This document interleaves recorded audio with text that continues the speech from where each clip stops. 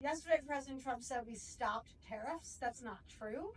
Actually, if you look at the dates, in 1922 and 1930, there were two tariffs, right? In 1913, Woodrow Wilson passed the Underwood-Simmons tariff, which did lower tariffs. So he's right about that. And the 16th Amendment was passed, which led to income taxes funding the government for the first time. But in the 1920s, when 3 Republican presidents took over, we went back to having high tariffs. What's a tariff?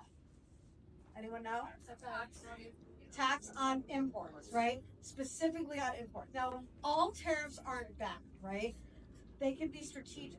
But these two tariffs in particular, and high tariffs in general, are looked down upon because of the outcome of these tariffs, okay?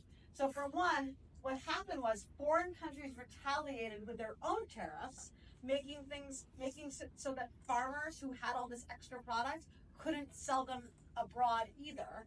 They had no markets here.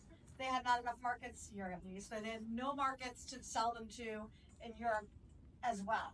So global trade ends up slowing, hurting both U.S. exports and worldwide recovery. Because remember, we were just coming out of World War I, and all these, like Germany was indebted for billions, trillions of dollars, right? So they were unable to pay that money back because the economy starts tanking.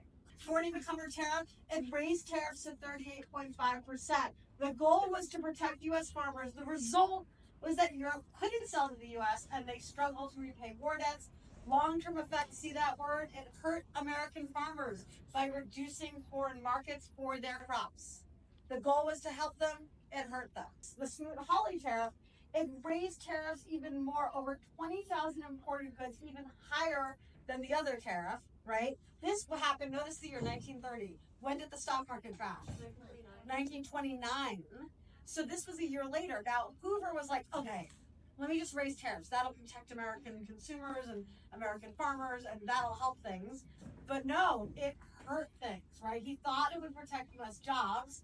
It backfired because other countries were like, you're going to tariff us, we're going to tariff you back. That's called a trade war.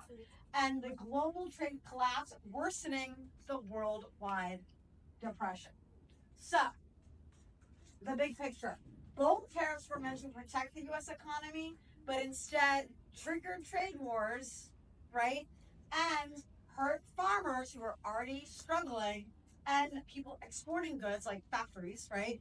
And it deepened. So it's wrong when people say the Smoot-Hawley tariff caused the Great Depression, right? But it was one of the factors that made it worse, not better. So why am I talking about all of this? Well, yesterday, Trump announced sweeping new tariffs to promote U.S. manufacturing, and this can risk inflation and trade wars in America. And that's the fear right now. Now, the markets today, the stock market opened up and it's down because people are concerned about the economic impact, right? Now, we will see, right? But if you look at history, basically, high tariffs can start trade wars and hurt the global economy, especially during downturn. The concern is that it could hurt our economy because high tariffs often make prices go up for consumers, and people around the country feel like prices are too high. So, again, the main thing to know is this, right? The main thing to know, and that's from Ferris Bueller, I won't play that now. Obviously, the other cause was speculation in the stock markets. We already learned about that yesterday.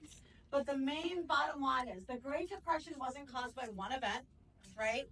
It was a perfect storm of structural weaknesses, right? Banking issues, the stock market not being regulated, tariffs, right? Risky behavior and policy like those high tariffs were missteps that were built up throughout the 1920s, leading to the Great Depression. Read along. Brothers, can you spare a God?